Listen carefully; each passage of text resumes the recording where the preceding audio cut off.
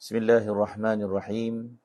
Alhamdulillahi rabbil alamin wassalatu wassalam ala asyrafil anbiya'i wal mursalin wa ala alihi wa sahbihi ajma'in wa ba'du.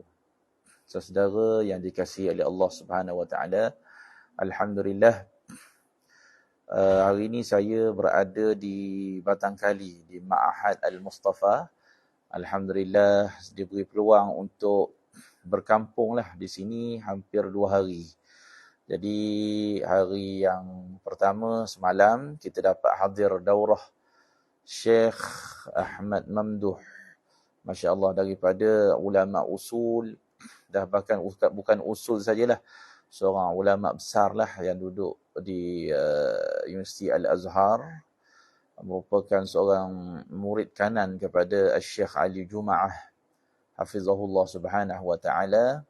Banyak sekali istifadah yang kita bincangkan kemarin, dan beliau telah membuat rumusan daripada kitab Al-Fawaid Al-Makkiyah yang beliau walaupun dibaca secara sardan,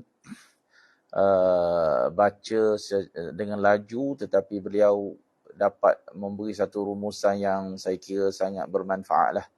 Dan Alhamdulillah hari ini hari terakhir kami di Ma'had Al-Mustafa, dan kami sedang duduk di library Maktabah Ma'had Al-Mustafa.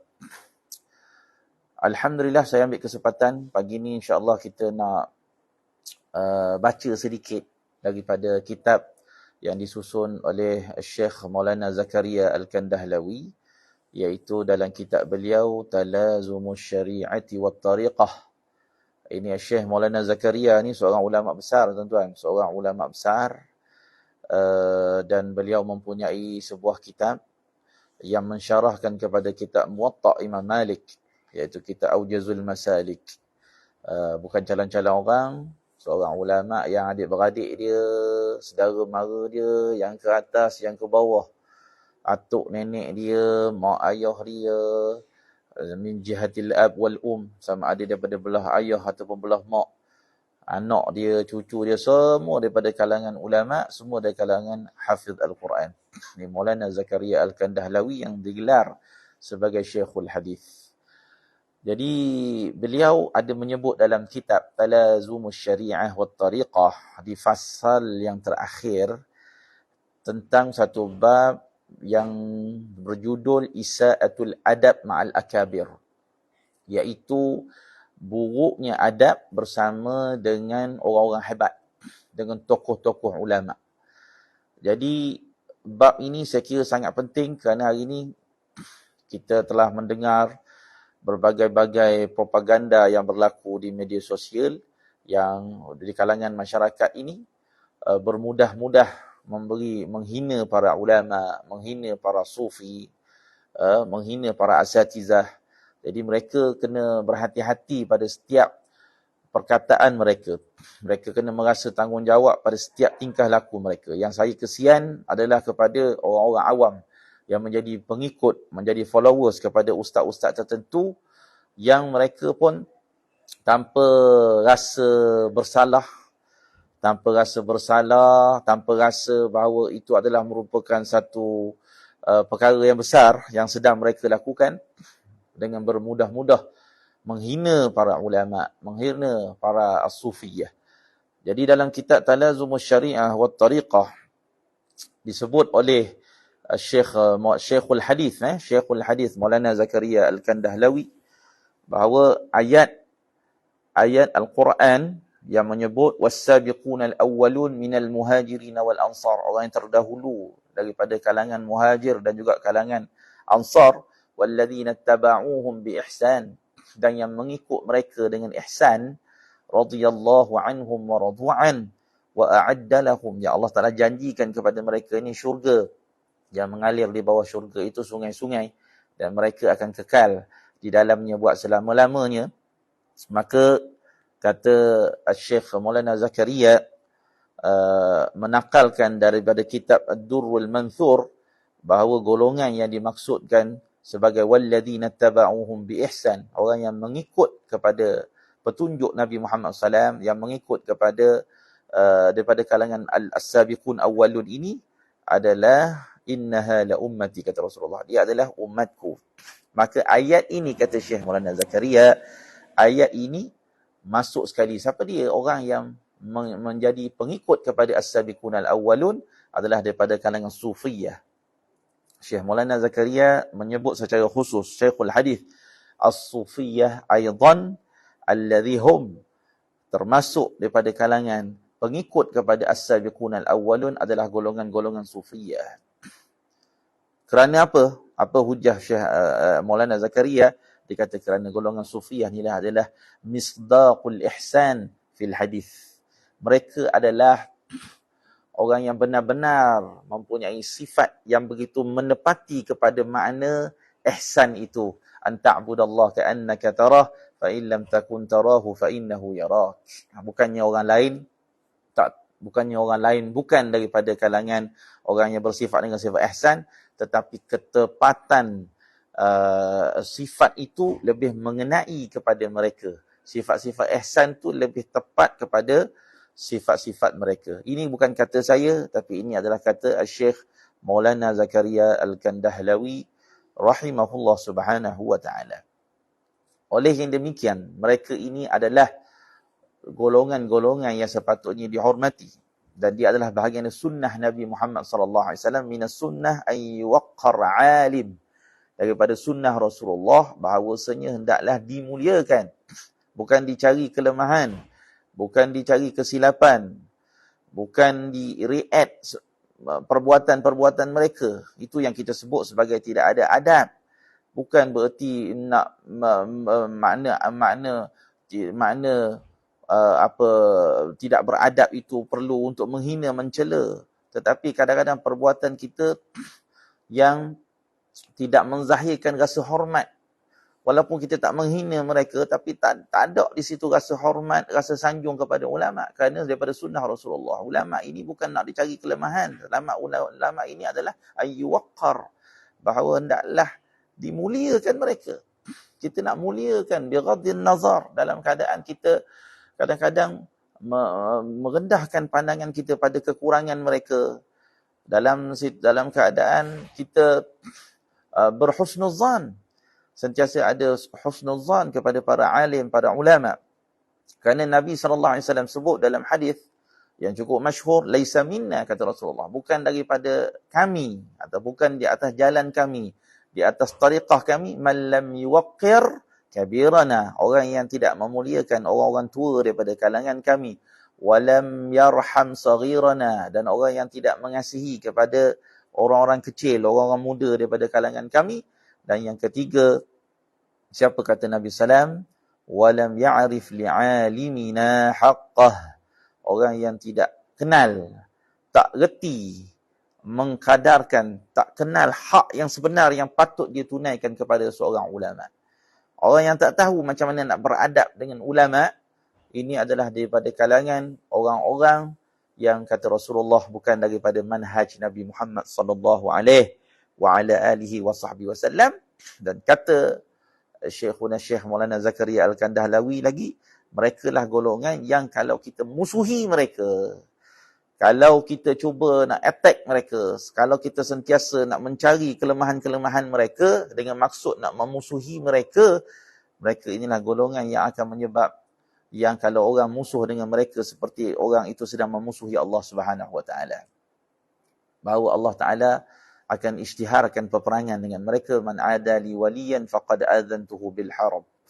Bahkan dalam riwayat dia tak sebut pun kata wali, dia kata hamalatul Quran awliyaullah.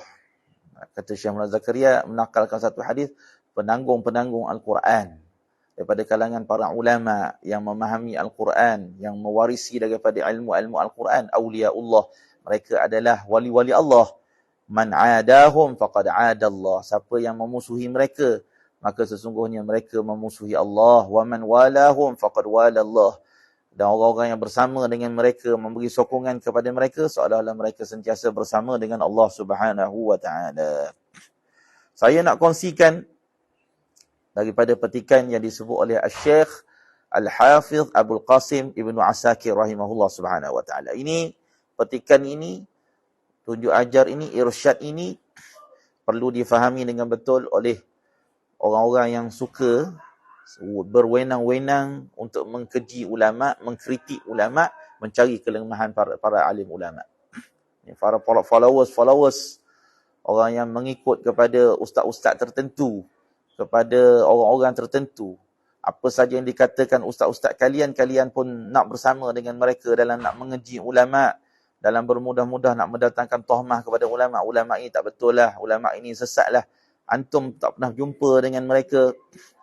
Berapa banyak kritikan kepada Al-Habib Umar, sedangkan dia tak pernah bertemu mata dengan Habib Umar, tak pernah bercakap dengan Habib Umar. Hanya yang digambarkan buruknya Habib ini menerusi video-video, menerusi gambar-gambar yang kita belum tahu sahih ke atau tak sahih. Tetapi keterlanjuran kita dalam mengeji mereka sudah pasti mengundangkan kemurkaan Allah. Betul tak betul itu tidak pasti, tapi kejinya kita ini mengeji mereka dalam memburukkan mereka, itu sudah pasti adalah satu perkara yang akan mengundang murka Allah. Kata Ibnu Asakir, Al-Hafidh Abul Qasim Ibnu Asakir rahimahullah subhanahu wa ta'ala, ya akhi, dia kata, wahai saudaraku, i'lam waffaqani Allah, mudah-mudahan Allah subhanahu wa ta'ala memberi taufik kepada aku, dia kata, wa iyyak, dan juga kepada kalian semua, li asbabi mardatih, bagi mendapatkan asbab-asbab yang akan mengundang redha daripada Allah Subhanahu wa taala, wa ja'alana mimman yakhafu, dan mudah-mudahan Allah taala menjadikan kita semua daripada kalangan orang yang sentiasa takut kepada Allah, wa yattaqih, dan sentiasa bertakwa kepada Allah, kama yang bagi, seperti mana yang sepatutnya. Apa pesanan Syekh Al-Hafidh Ibnu Asakir? Dia kata, inna luhumal anbiya'i masmumatun, sesungguhnya daging para ulama ini beracun, dia kata. Wa sunnatullahi ma'lumatun, dan dia adalah sunnah Allah Subhanahu wa taala yang diketahui, bahawa fi hatki a'radi man as-sa'ilain, bahawa adanya keperluan untuk mencela kepada orang yang sentiasa memburukkan para alim ulama. Orang yang mengeji alim ulama adalah daripada satu sunnatullah yang telah diketahui bahawa mereka adalah golongan yang patut dicela. Kerana apa? Kerana buruknya akhlak mereka, perbuatan mereka kepada para alim ulama. Wa man ahanahum adhallahu Allah. Siapa yang mencela para alim ulama, maka wa man ahanahum adhallahu Allah, nescaya Allah Subhanahu wa taala akan menghinakan mereka. Wa man a'abahum, siapa yang mengaibkan para alim ulama, amatallahu qalbah, Allah Subhanahu wa taala akan mematikan hatinya. Pada ketika itu tidak ada lagi sinar hidayah, tidak ada lagi cahaya hidayah yang akan menerangi hatinya, kalau sekiranya mereka sentiasa berusaha untuk mengaibkan. Bukan maksud dengan menghina, tak seperti yang nak menghina, nak mengatakan yang demikian-demikian, tapi cukup ada usaha nak mengaibkan. Dalam video-video react kepada sembahyang Habib Umar, walaupun kalau Tuan Badan menyatakan saya tak hina pun, tetapi dia menjadi sebab yang besar untuk kita dapat baca dalam komen-komen di bawah. Komen-komen yang ada dalam video, siapa yang akan menjadi sebab kepada komen-komen jahat daripada netizen, daripada orang awam kepada Habib Umar, dalam keadaan mereka tak tahu apa-apa, mereka tak pernah jumpa dengan Habib Umar tak pernah kenal mereka, Habib Umar tak pernah berkata langsung tentang hal mereka, tapi mereka sanggup tegar untuk nak mengaibkan Al-Habib Umar bin Muhammad bin Salim bin Hafidh. Siapa yang menjadi sebab kepada hal demikian? Yang mengadakan, yang mula-mula membuat program, mendatangkan dalam video sembahyang Habib Umar supaya dapat di-react oleh seluruh masyarakat. Cuba tengok apa yang ditulis oleh masyarakat awam di dalam kandungan-kandungan komen. Cuba tengok betapa buruknya, betapa teruknya celaan mereka kepada seorang yang mereka tak kenal dan seorang yang tak pernah berkata buruk tentang mereka. Cuba tengok apa impak daripada react, dan satu amalan yang tak pernah dilakukan. Bila kita react, kita ni react, cuba nak mencari kelemahan, cuba untuk nak memberi respon kepada tindak tanduk seorang ulama. Ini kerja datang daripada mana ni? Datang daripada mana ini didikan? Nak ambil satu video, pergi jumpa seorang ulama, ambil dia keadaan dia sedang solat, kemudian kita pakat-pakat nak komen. Ni daripada mana? Asas ini daripada mana, tuan-tuan? Pembelajaran apa yang kita boleh belajar daripada situasi ini? Kemudian yang dia ambil pula adalah mungkin situasi itu satu-satunya sifat solat Al-Habib, iaitu Habib ketika itu sedang solat sunat. Kalau kita tanya diri kita pun, yang kita bohong diri kita kalau kita semayang bangun malam, qiyamul lail. Macam mana hal kita kalau kita bersendirian? Kalau kita berseorangan bersendirian, bukan dalam 24 jam satu orang tu dia dapat nak menjaga hal dia, khususnya ketika solat sunat, khususnya ketika dia bersendirian, bukan dia mengimami orang pun.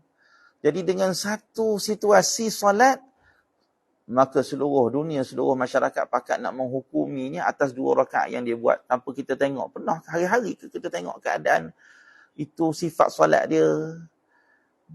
Hari-hari ke kita menatap mata depan mata kita tengok Habib Umar sedang solat? Hari-hari ke? Yang peliknya dijadikan satu video ini seolah-olah inilah mazhab Habib Umar. Dengan 2 rakaat itu. Dengan 2 rakaat solat sunat tadi, inilah mazhab Habib Umar. Ini satu mazhab Habib Umar. Seolah-olah dijadikan sebagai panduan kepada hidup dia untuk dia sembahyang dalam caca marba, lalu dinisbahkan solat dia tu, inilah kepada solat Habib Umar. Masih lagi nak kata, ini bukan satu pengaiban kepada para ulama. Masih lagi kita nak kata, ini bukan, saya tak mengaibkan, saya tak mencela umat. Kita nak nisbahkan kekurangan yang besar daripada solat kita, lalu dinisbahkan. Kamu ikut siapa? Ini mazhab Habib Umar. La hawla wa la quwata illa billah. Dengan 2 rakaat. Dengan 2 rakaat yang orang ambil secara curi-curi, dengan 2 rakaat. Bukan dengan setahun sembahyang Habib Umar, bukan selama puluhan tahun sembahyang Habib Umar, tetapi dengan 2 rakaat solat sunat Habib Umar, dijadikan sebagai kayu ukur untuk menyatakan inilah mazhab Habib Umar. Lalu kita masih lagi mempertahankan bahawasanya saya tidak mengaibkan para ulama, saya tidak mengaibkan para habaib, saya cinta pada ahli bait. Ini kalam, innaha kalimatun laqailuha. Itu hanya perkataan yang boleh disebut saja ni. Semua orang boleh bercakap dengan perkataan-perkataan seperti itu. Tapi realitinya, bahawa di situ adanya cacian, adanya penghinaan. Kita pegang kata-kata Ibnu Asakir, jangan sampai Allah Subhanahu Wa Taala mematikan hati kita disebabkan kerana keterlanjuran usaha kita sentiasa nak mengaibkan orang lain. Kamu boleh menjawab, kamu boleh bercakap bahawasanya kamu tak mengaibkan, tapi realitinya apa? Hakikatnya apa? Jadi mudah-mudahan apa yang kita kongsikan daripada kitab Talazumus Syariah wat Tariqah yang disusun oleh Syekh Maulana Zakaria Al-Kandahlawi memberi faedah yang besar kepada kita, memberi ingatan yang khusus. Syekh Maulana Zakaria menjadikan bab khusus di akhir kitab Talazumus Syariah wat Tariqah. Beliau ada Syekhul Hadis yang besar, tapi memberi satu penekanan yang besar supaya kita kena berhati-hati dalam tindak tanduk kita, adab kita dengan para ulama. Mudah-mudahan Allah Subhanahu Wa Taala memberi taufik kepada saya, kepada semua penonton, sekian hadirin hadirat dan semua sahabat-sahabat di Facebook dan walau di mana saja anda berada, insya-Allah mudah-mudahan Allah Taala sentiasa jaga diri kita, jaga lisan kita, jaga zahir dan batin kita daripada mengaibkan, menghinakan kekasih-kekasih Allah Subhanahu Wa Taala. Sekian dulu. Assalamualaikum warahmatullahi taala wabarakatuh.